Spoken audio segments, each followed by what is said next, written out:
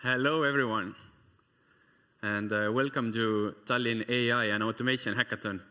This is the second time we are organizing this event, and I see quite a few faces who were there first time around as well, but this one is way bigger than last time around.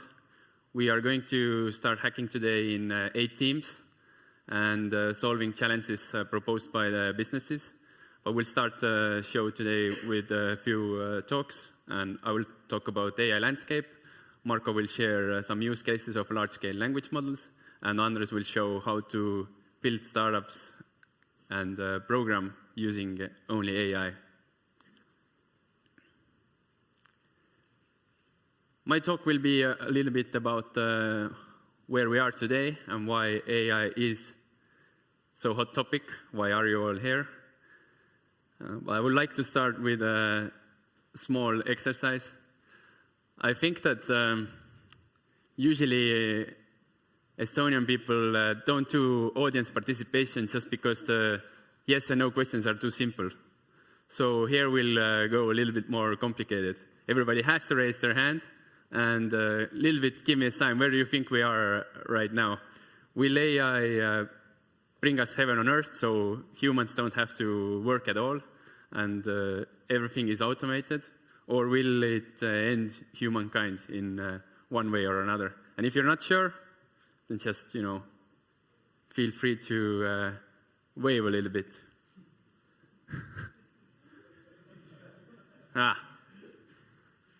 That's great. This is my first AI talk, but you made me feel a little bit like rock star, so that's good.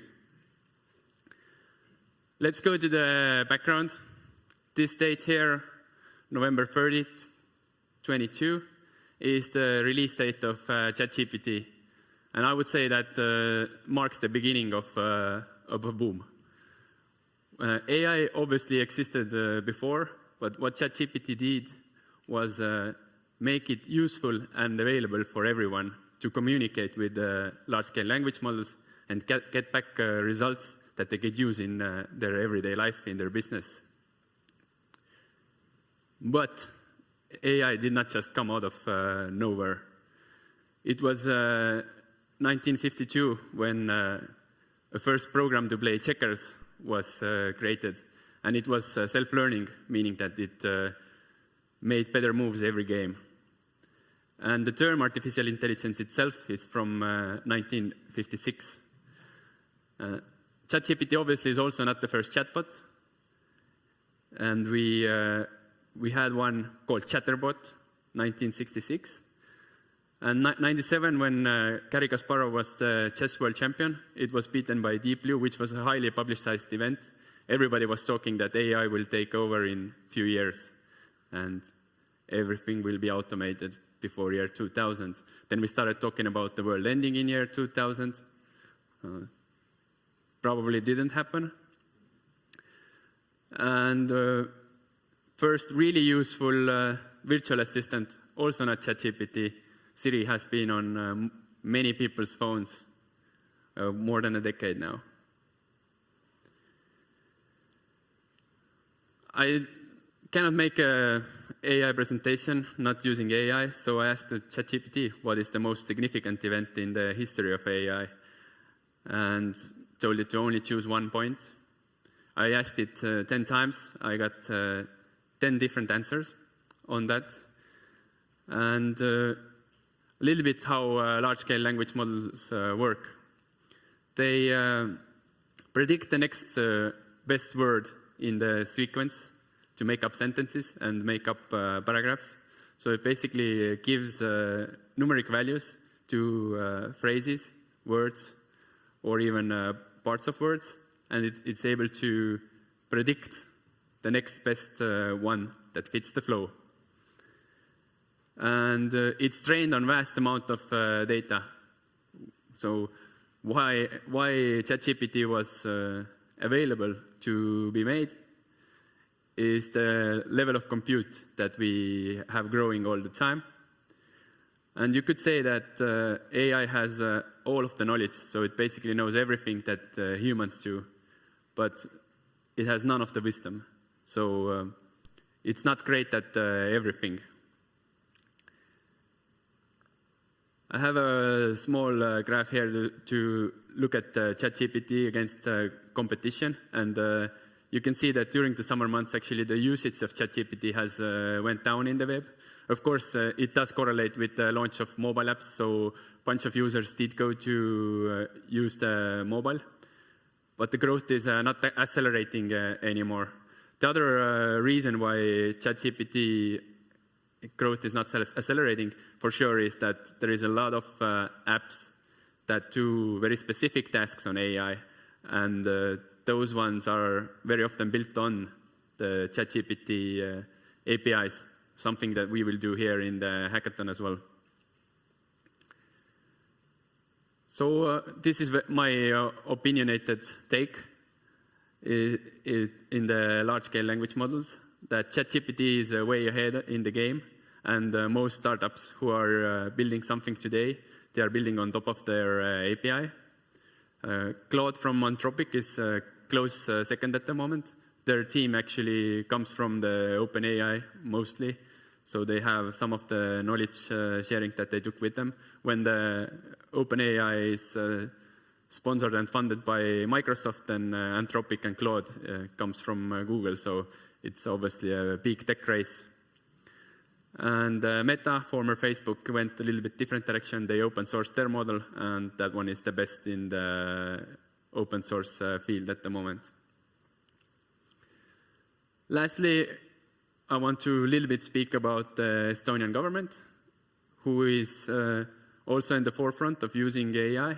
And we are building a virtual assistant in Estonia who will converse with chat, but also soon with voice, to use every Estonian government service and give access to all 3,000 public services that Estonia has via AI chatbots.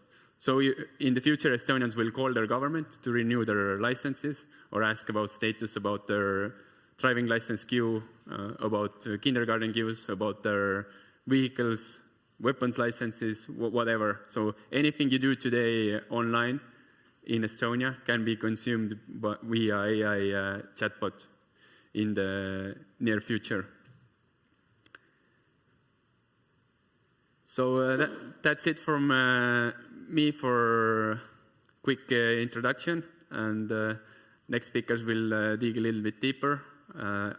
I'll take questions if anybody has any questions, comments.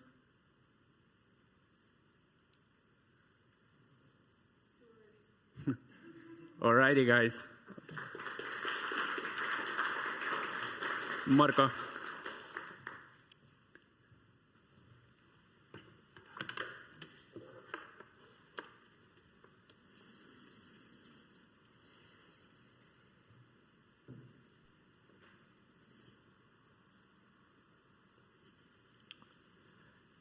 Hey, I'm Marko. I'm the CEO and co-founder of a company called SuperSimple, and I'm going to talk a little bit about how we think about building AI products and how to make ones that actually have some level of defensibility and that don't look like what everyone else is doing.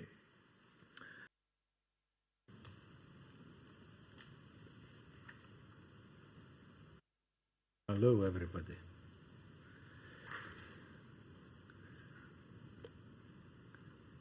Thanks to the speakers. I hope everybody learned something. Now we'll go to the hacking. Everybody's hands are already a little bit ready for action, right? And we'll start with introducing the challenges. So the business problem owners will come and speak a little bit about what is the company and what is their business problem. And Hannes, you will be the first one.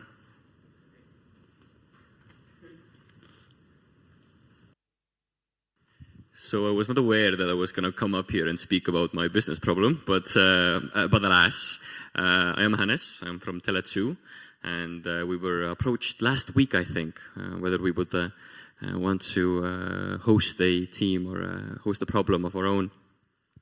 And I think the most simplest way to put it is that our call center is having long queues. And we were thinking how to solve this. And since the AI technologies are quite new and quite interesting, we were thinking about solving it that way to help our call center, to help the people working there. And the main ideas we had were to build a chatbot for customers on the website, or to build a tool for the call center employees to use to access the internal information to make their job easier. So to either lessen the workload or to so that the people don't end up in the call center. I think that was the best way to introduce it. Does anybody have questions about it?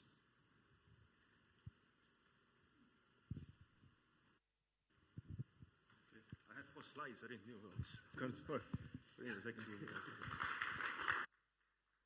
Hello, my name is Reijo. I'm working in Larva.io. We're a company that provides a set of tools and cloud services for building owners to automate several maintenance and management-related tasks and give the visibility about the building health. And one of the tools that we have is the Dropbox-style inventory, where the building owners keep the documentation about the building.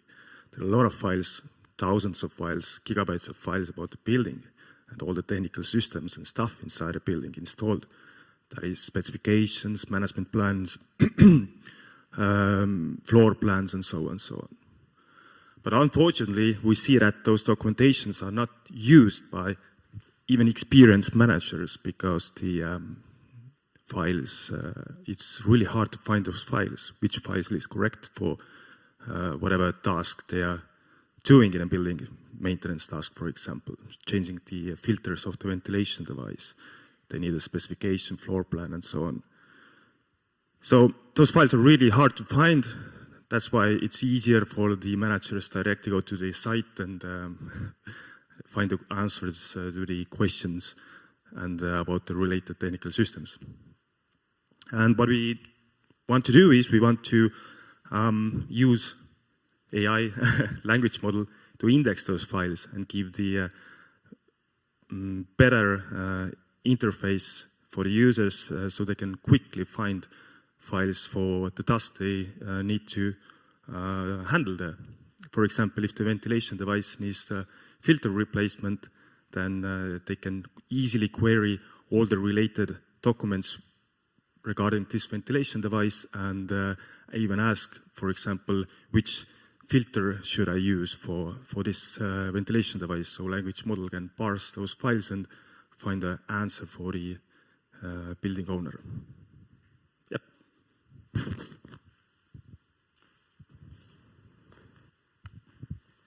Thank you, Robert. First of all, I want to maybe uplift the energy a little bit. Let's give a round of applause to Robert.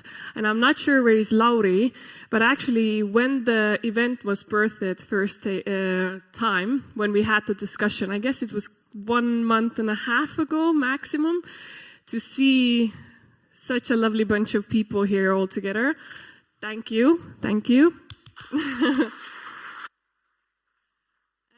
And me, I am representing today Bedford Row Capital. We are providing financial services, building products to the clients, as well as helping them with the go-to-market strategy and helping to raise funds. But our problem is related to, similarly, overlapping with the ones which have been presented already before, that we have a lot of documentation in Basecamp over 7 years, legal documents, marketing content, all of them piled up, but we have a problem for the internal team, the ones who have not been on the board for a long time, to find the relevant documents, get the answers to the potential investors. So we have a problem with, similarly, as you mentioned, indexing the documents and being able to easily, in a human-like manner, to type in the question and get the results they need, the team. So yeah, thank you. Sandra as well. Alisa.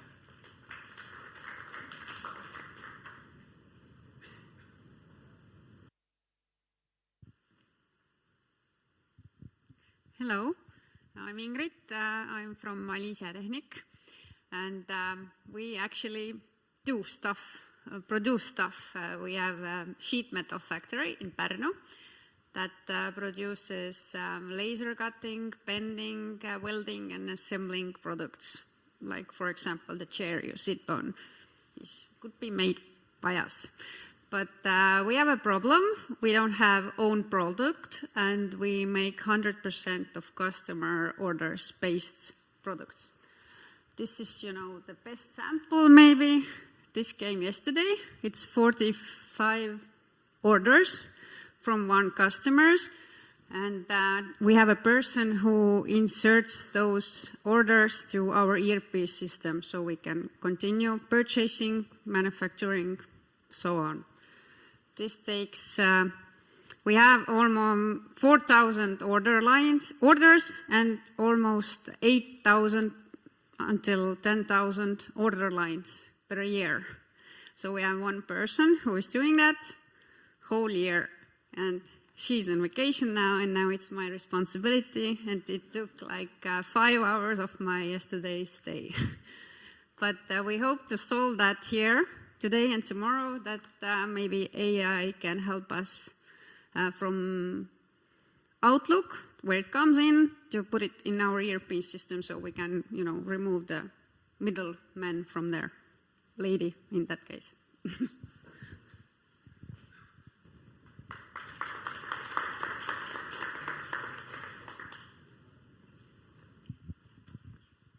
Hello, my name is Ken. My company is Quantum Frenzy.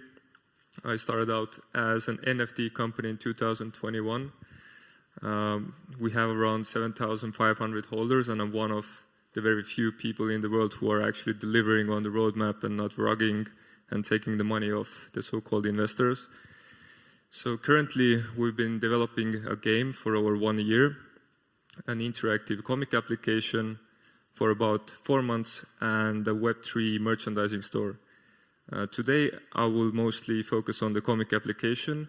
The objective of that is to create comics, stories that would resonate with the most people in the shortest amount of time possible, which means that to resonate with people, we need to create stories that are relatable for people and that could go viral on different social media platforms. So the problem is how to create the perfect story, the perfect comic chapter that would go viral instantly, and leveraging AI, an existing community, and the comic creator to achieve that outcome. So we have 7,500 holders right now, which is the community, and we have 2 comic artists. In my mind, the potential solution for that could be that the artists come up with an idea, some sketches, a storyline, and then there is an AI that talks with the 7,500 people, asks for things that people like, that people don't like, what's boring, what could make it more interesting, what are the pattern, the storylines, or story frameworks that we could implement into the story, and by that iterative method, create something that could touch people around the world. And if we're able to create the perfect comic, then in the future, AI can probably just put it into an animation film, and it would be essentially an MVP for large content studios to take the story and create like bigger blockbuster type movies out of them. Yeah, thank you.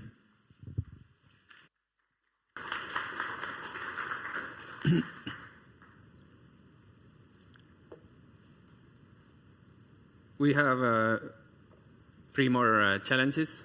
Hubanol is going to automate their processes with orders as well, similar to Alize.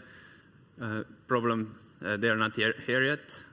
Family emergency in the morning, but we'll see them soon. And we have Beamline, who's one of the organizers here today as well, and they will split into 2 teams to tackle ESG-related problems to generate the reports and validate claims that companies are making about being super green and environmental. And we'll split the team soon and start looking at the problems a little bit more in detail. I would like to thank everybody who tuned in on YouTube live stream, and we'll see you again tomorrow at 3 o'clock Estonian time, when we are going to present again. And this time around, we'll see the solutions that were built and what are the next steps for each of the problems and the companies going forward with those. So thank you, people online.